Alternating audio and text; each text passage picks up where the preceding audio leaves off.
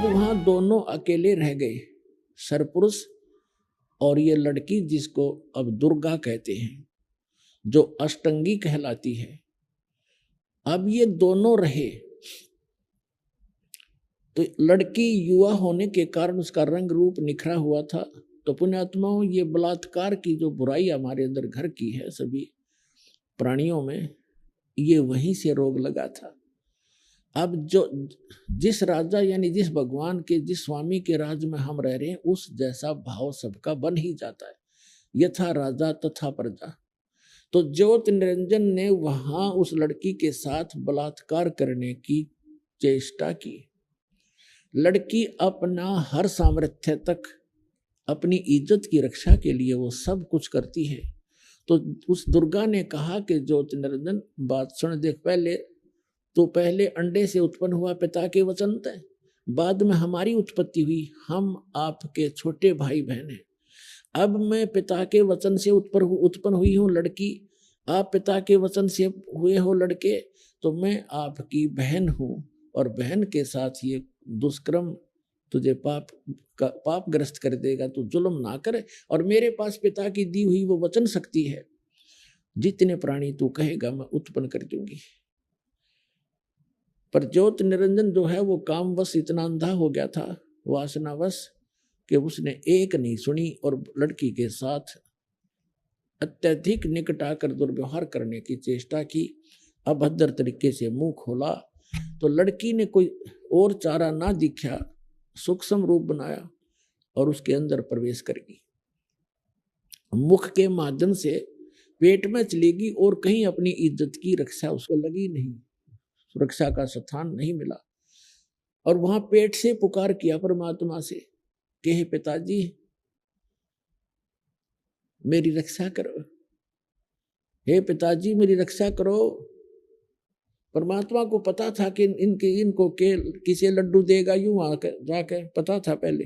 तब परमात्मा अपने पुत्र जोगजीत का रूप बनाकर, जो प्रथम सबसे पहले 16 उत्पन्न किए थे, उनमें से सहजदास, जोगजीत, अचिंत, तो जोगजीत का रूप बनाकर उस सरपुरुष के 21 ब्रह्मांड में प्रकट हो गए और कहा कि ज्योत निरंजन तने जुल्म कर दिया। ऐसे सच्चे लोक में जो ऐसा जुल्म करता है उसको बहुत भयंकर दंड मिलता है। सुन ले आदेश परम पिता का, आज से तेरा नाम काल होगा। 1 लाख मानव शरीरधारी प्राणियों का तो नित आहार किया करेगा।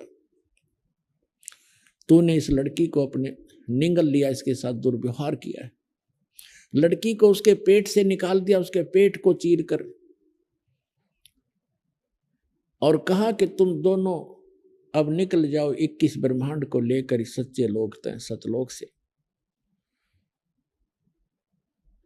अब वहां उस ज्योत निरंजन ने बहुत प्रार्थना की, विनय की, गिड़गिड़ाया कि भाई मुझे माफ करवा दो पिताजी से।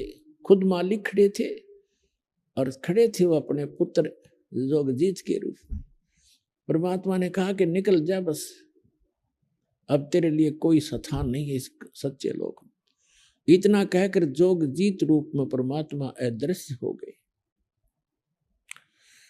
और ज्योत निरंजन के 21 ब्रह्मांड विमान की तरह चल पड़े। वहां से दुर्गा और वो दोनों ही रह गए। अब वहां से 16 शंख कोश की दूरी पर सतलोक के अंतिम छोर से, और ये 16 शंख कोश नील पद्म शंख इतनी दूरी पर आकर के 21 ब्रह्मांड ये चक्कर लगाने लग गए। अब ज्योत निरंजन के मन में और ज्यादा क्रोध पैदा हो गया और उसने ठान ली कि जितने भी आत्माएं जन्म होंगे वो भगवान की आत्मा तो उसी की है, उनको सताऊंगा और उस सतपुरुष को यानी पिता को दुखी करूंगा, उनकी आत्माओं को खूब सताऊंगा। अब उसकी बाद उसने दुर्गा के साथ फिर से वही अपनी इच्छा पूर्ति करने की चेष्टा की। लड़की ने फिर से विनय किया कि ज्योत निरंजन मेरे पास वचन शक्ति है, आपको सृष्टि चाहिए, मैं सृष्टि रच दूंगी, आप ये जुल्म ना करो। देखो पहले तो आप मेरे बड़े भाई और मैं आपकी छोटी बहन, दूसरे में आपके पेट से बाहर आई हूं, आपकी बेटी होगी। यानी उसने हर कोशिश की किसी तरह इसकी बुद्धि ठिकाने आ जा। दुर्गा ने खूब चेष्टा की पर वो नहीं माना। तो उसने देख लिया कि कोई चारा भी नहीं है, मैंने अपने पैर पे आप कुहाड़ा मारा, जिस कारण से उसने समर्पण करना पड़ा और जिस कारण से दुर्गा और इस काल के संयोग से सबसे पहले 3 पुत्रों की उत्पत्ति हुई।